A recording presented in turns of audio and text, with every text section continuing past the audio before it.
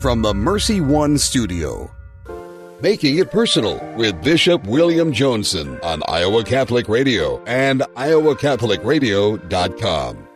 Welcome to Making It Personal with Bishop Joensen. I'm Kelly Mesher-Collins with the Diocese of Des Moines. On today's show, we're visiting with COVID-19 survivors Rich and Kelly Rondeau of Our Lady's Immaculate Heart Parish in Ankeny. Rich's case was so severe that he's put in a medically induced coma. But before we get to today's interview, let's find out what's on the Bishop's mind.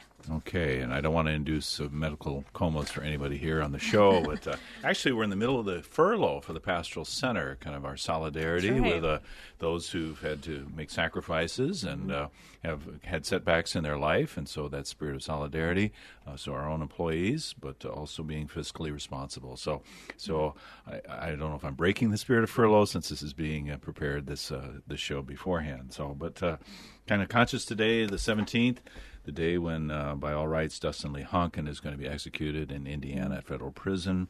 And so our hearts and minds for all who are affected by this, the victims of his crime, that this may not bring their healing that they seek, but at least maybe we ask peace for them and peace who are all touched in any way, and that he might see the Lord face to face. I'm conscious of the 1957 executed criminal Jacques Fesch in Paris. Jacques was committed armed robbery and slayed a policeman in the 1950s.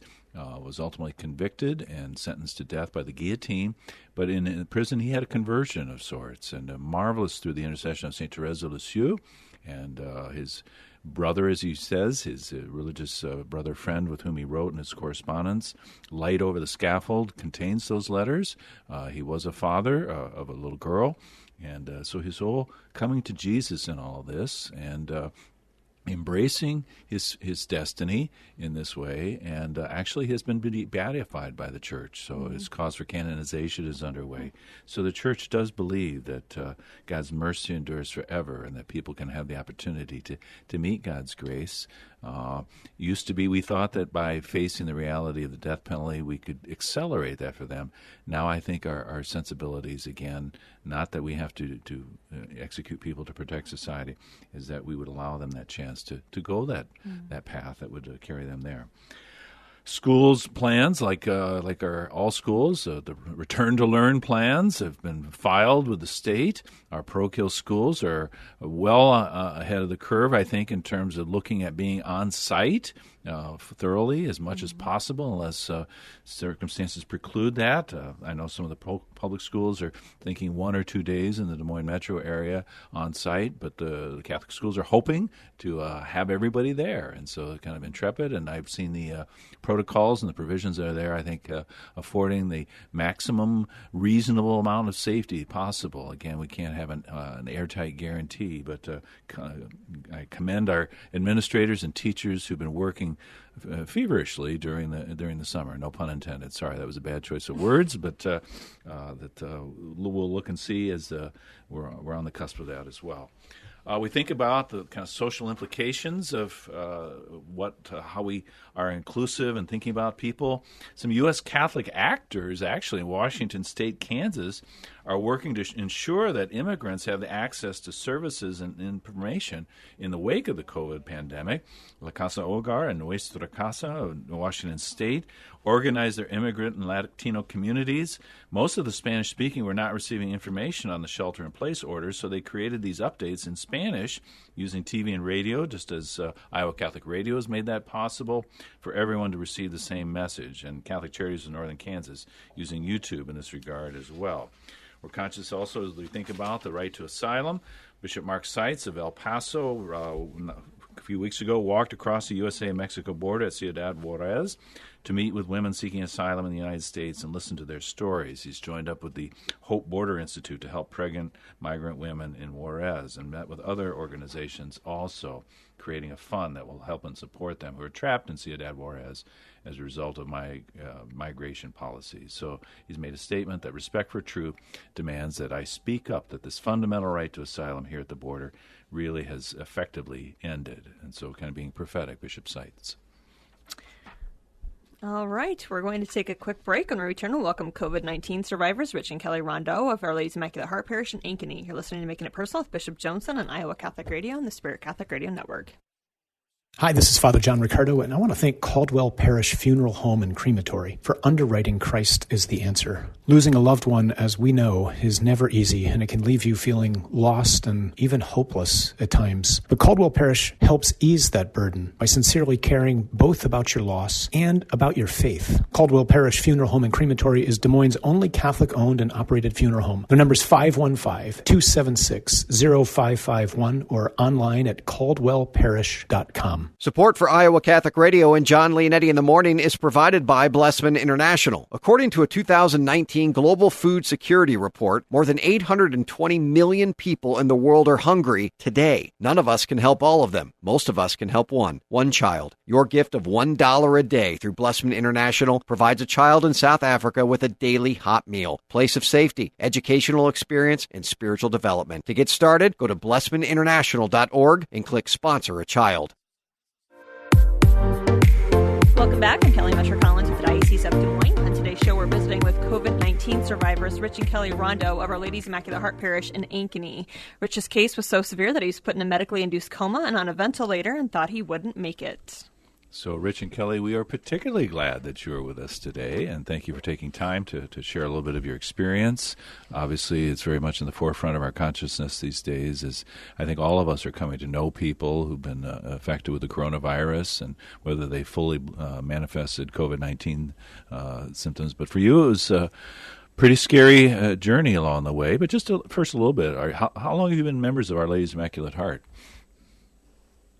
Kelly, you want to take that one? 1992. So you're almost founding members. Right? Yes. You've seen priests come and go, right? But Yep. kind of a constant and all that. So, yeah, very good. And Father Michael Amadeo, were you very close to him prior to this, or did this experience really kind of deepen that relationship?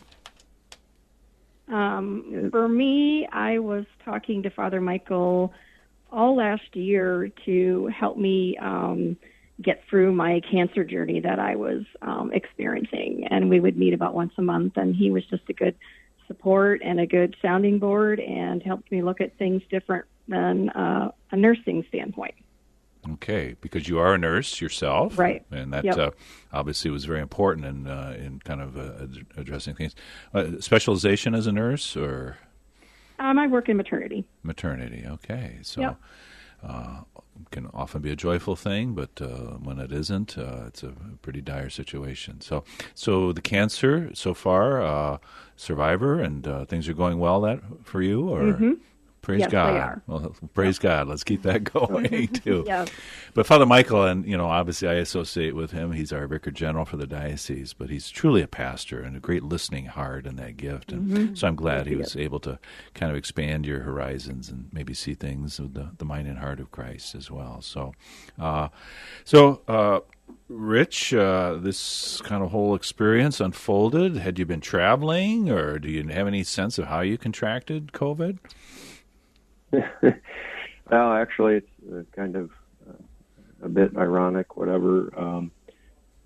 My mother-in-law lives in Mill Pond here in Ankeny, and she had fallen out of bed early in March, the first week or so, and ended up in the emergency room down at a local Des Moines hospital, and Kelly and I doing what we can to, help out, provide for her care. Ended up spending, basically the day there. Well, I got a feeling, looking back at it, wasn't the day to be there. The entire waiting room was packed with people that were coughing and hacking and all kinds of stuff going on. The ER was packed. It just, the likelihood that wasn't the place is probably low. It could obviously have come from anywhere else, but at the end of the day, we ended up, breaking out with symptoms within 12 hours of each other. So likely we were exposed at the same time. Mm-hmm. And that's the most, likely place, but could have been anywhere. Nobody ever knows for sure. And you're very discreet in not naming the hospitals, so that's appreciated. So we'll stay with that. But so who first started noticing symptoms, Kelly or you? I Kelly. did. Mm-hmm. Yeah, I started out having the chills and a fever, and then the severe body aches kicked in, and it was so bad to a point that the Tylenol wasn't helping with the body aches, and I was in tears, and Rich couldn't understand why I was crying. I'm like, this has been the worst that I've ever experienced with body aches, and I just don't know if I'm going to be able to sleep tonight or be able to take this much longer. Mm-hmm. Mm-hmm. And then I went to bed, and about 3 a.m, he woke up with similar symptoms as well. Oh, and so you're down for the count, and then he's being symptomatic as well. So how did things unfold from there? Rich, do you want to talk? Yeah, so from my perspective, basically what happened, next was I broke out with a fever as well. So at that point, we both have fever, body aches, chills, pretty obvious that we're sick. There's still very general symptoms, though, which is one of the challenges to figuring out, whether we had COVID. And the other thing is this was all happening very, very early on in the pandemic or COVID journey, whatever we want to call it, here in Iowa. Things, hadn't really changed much.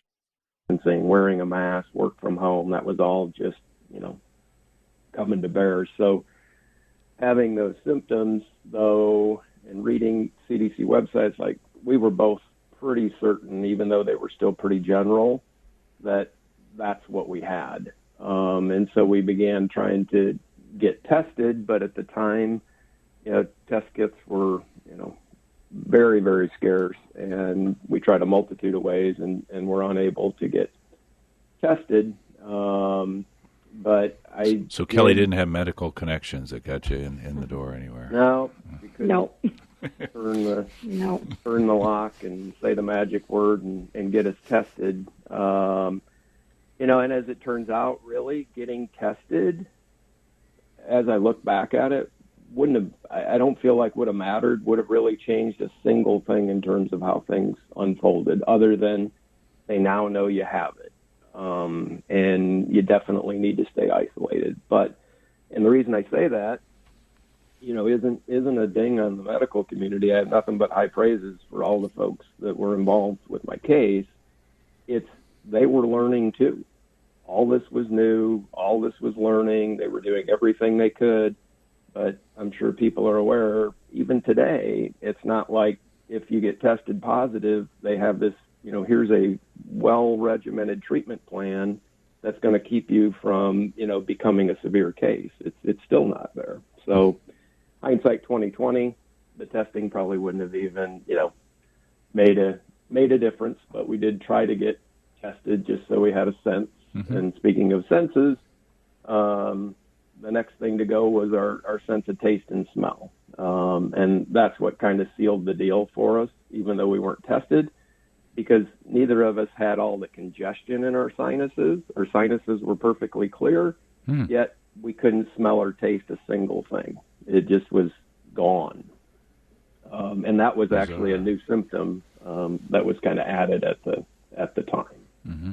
Kind of like that movie with Perfect Sense with Ewan McGregor and Ava Green, where the pandemic, people progressively lose their senses. But this is all too real. This was not a movie. So were we beginning to panic, or begin to really kind of get agitated or fearful? Well, so then the next thing that transpired for me, and it was kind of weird because as we talked about it as a couple and discussed it, we both thought that of the two of us, Kelly, if we had it, would be the one to end up in a more likely to end up with a severe case of it, and potentially on a ventilator and or passing away, quite honestly, because of her background, her medical history of having asthma, cancer, lymph nodes removed, reducing her immune system. Mm-hmm. I was very concerned about her. But yet, for some strange reason, and I believe it came from the Spirit, I just had a sense I was going to end up with a very severe case right from the get-go. And so then about a week after the initial onset of symptoms, I started to develop a shortness of breath. And at that point, given the inklings I had already, I did, become quite concerned about where things were definitely going to be headed from here. So there was a kind of a spirit intuition not to be so concerned for Kelly, whereas kind of this premonition or whatever that you were going to be the one who was going to walk through the valley of death and all of this. And now my focus turned to, I need to make sure, this is where my head was. I felt like I needed to do everything I possibly humanly could to make sure that we were doing everything we could. So if I ended up passing away, my family wouldn't have to have all these second guesses. And that's where my head went. So it wasn't grasping at straws, it was really solicitude for your family so that to alleviate them of any burden of guilt, so false medical guilt, psychological guilt, but not actual guilt. Yeah. Yep. So whatever could be done. So you really an acute sense of your mortality, that that we're not meant for this world ultimately, but that horizon was drawn closer for you. Right. Yep. Exactly. And then suddenly you're sedated, and they've installed the ventilator for you. So you were unconscious during that period. Is that right? How long did that last? Yep. So that lasted a period of 7 days. And, at the time, the other thing, I guess, that I like to make sure people know coming out of it as far as the learning is that period of time between when the initial onset of shortness of breath and the ventilator medically induced coma came about, it was roughly 24 hours. So very, very quickly from my perspective. And, was on the vent for 7 days, which I consider, looking back, an extreme blessing, because lots of people with this disease that end up on the ventilator end up, on it far longer, weeks, months, have far more complications. And so, being able to be successfully pulled off the ventilator, which also was not a high percentage of people. In fact, I was the first person successfully pulled off the ventilator at the hospital that I was at. And so I definitely consider that, and I know my wife does, the first miracle that God offered us in this. And if I might just inject here for our listeners here, Iowa Catholic Radio and Spirit Catholic Radio, that's a moment where I've been talking to people, as they kind of think about these scenarios, anticipating what would their choice be. And there are those who saying, I want to be able to continue to relate as much as possible. I don't want to be sedated in unconsciousness. And so given the prognosis and the likely benefit, I would rather not be put on a ventilator, but whatever means, oxygen tube and things. Others are like, no, give me everything, and kind of as you stated, that you want to do that. And I think both of those avenues are ones that can be done in good faith. And so I think, those are conversations we want to have, especially with our healthcare proxy, our decision maker, which obviously for you is Kelly, Rich, but I think we can help our people, and that so they're not thinking, well, we didn't put Joe on the ventilator because he said he did not want to do that. So that this is something that we've communicated, and again, I think that could be done in good faith. Kelly, while he's in those 7 days, you and Father Michael or other support, but you've got COVID, so you're in quarantine. Yeah, I'm in quarantine.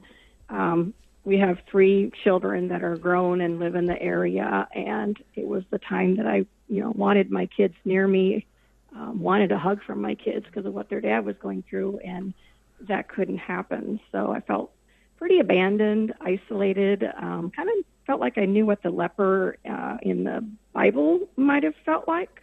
Just kind of felt like nobody wanted to be around me. It was dangerous and kind of a helpless feeling because being a nurse, I wanted to be there and I was not allowed to. And that was a very hard thing for me to accept and to allow to happen, but I knew why it needed to be that way.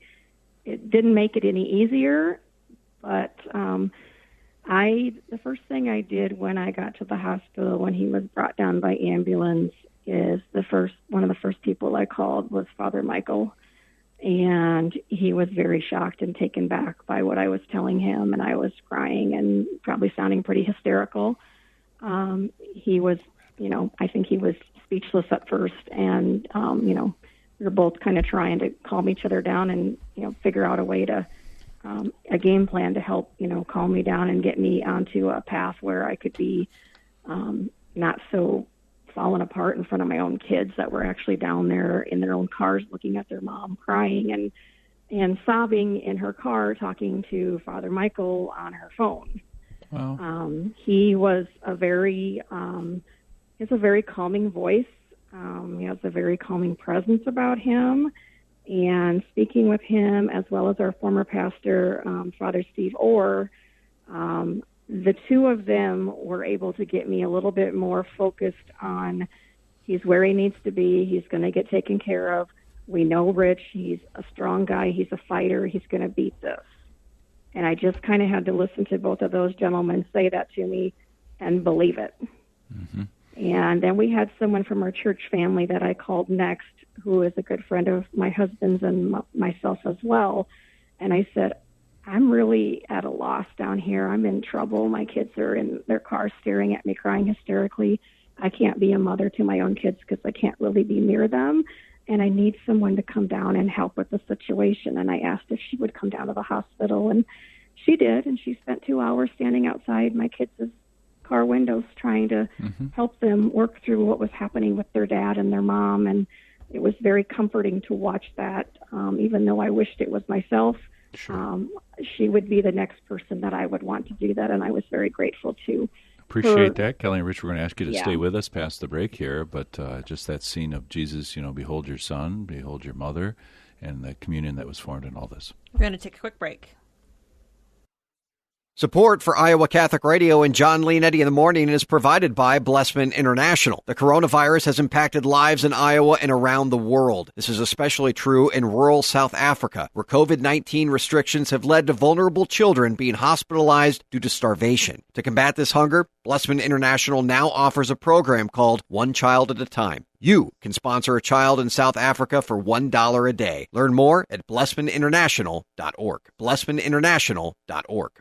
Is it time for a new roof? Then it could be time for you to get to know Bell Construction. Bell Construction is a roofing company entering its 30th year of business. They specialize in residential re-roofs, light commercial jobs, and have the experience to meet all of your roofing needs with personal service. With Bell Construction, the owner will come to your home or place of business in person to inspect and ensure the quality of work that you deserve. They pride themselves in working with you on a personal basis and making sure you are satisfied. Bell Construction, 515-963-4494.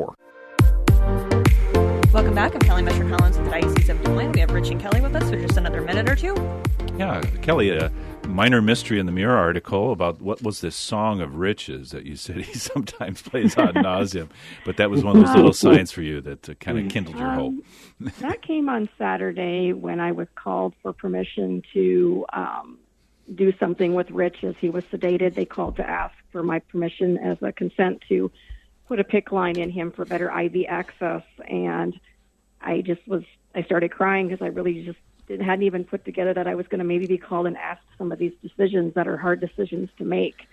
And as soon as I made that phone call, I hung up with her, I was sitting in my car in the garage. I had just gotten home from being tested myself, and immediately it was like right on cue. The song comes on, and I immediately just started crying, and I said, okay, I know you're trying to talk to me, and thank you for giving me a sign, Rich, through God in this music, because I need it because I'm really, really struggling. And the song was Burn the Ships by For King and Country. It's one of Rich's favorite songs, and like I said, it came right as soon as I hung up the phone, that song comes on the radio. Okay. Go ahead, Rich. And just to follow on to that exact same song came on the radio as we were pulling into our development. And I was coming home to a place I was pretty sure I was never coming home to again when I left. And it's about leaving behind the past and moving forward. it was beautiful. We'll have to take that in. Wow, that's profound. So you've come home, and whether you've returned to work at home or not, what would be your kind of concluding graces that you felt? And again, some people don't come home, and other families know that ultimate separation. Are there any words or counsel, your gratitude, but also to others? Yeah. So really, as I got home and just started to process everything, because obviously it all happened pretty quickly. Working at the drugs wearing off, et cetera. I just started to kind of write everything down that I felt like God was putting on my heart. And as I pull that up and just kind of look at the quick summary for you, at a high level, what it comes down to is God was helping me to understand at a much deeper level just how much he loves me and just how much faith and trust I can have in all of his promises, including the balance of my own life, the gift that he's given me. That I don't need to worry about that. I don't need to be concerned about those things. I just need to keep my eyes on him and following what it is that he calls me to do. And one of the things he pointed out is, he says, Rich, here you were at a time in your life where you laid in that bed, unable to move or ask for anything, and I provided for every last thing that was needed to sustain your life. What a powerful, powerful message that was. You sound like a free man. You sound like a free man, yeah, Rich. So. Absolutely. Kelly, is he easier to live with now? Is he less demanding? Oh, you're setting me up here. Yeah? He's definitely a different person. I think we're both different people, personality-wise, and the way we look at life. I have a different perspective on life as well as Rich, and we're just not the same people, I don't think, we were prior to this COVID experience. It has changed the way I look at things, and just life in general. Things are just looked at differently. We speak of the memento mori, the reminder of death, to kind of have death daily before our eyes, as some of the saints and others have counseled us. Is that something that hangs over you, or is there a sense that, death is real, but it doesn't have the hold over us that it might have before? So for me personally... And we've got about 15 seconds. Sorry for the big question with short time. Sorry. Yep, it doesn't. It does not have the hold over me. It was a very freeing experience, allowing me to live my life more freely. Thank you. Well, neither of you squandered the graces in our prayers of gratitude, and for many others affected by this. Thank you, Rich and Kelly, for taking time for us today. This has been another edition of Making It Personal with Bishop Joensen. You listen to Iowa Catholic Radio and the Spirit Catholic Radio Network. You can hear Making It Personal with Bishop William Joensen every week on Iowa Catholic Radio and iowacatholicradio.com.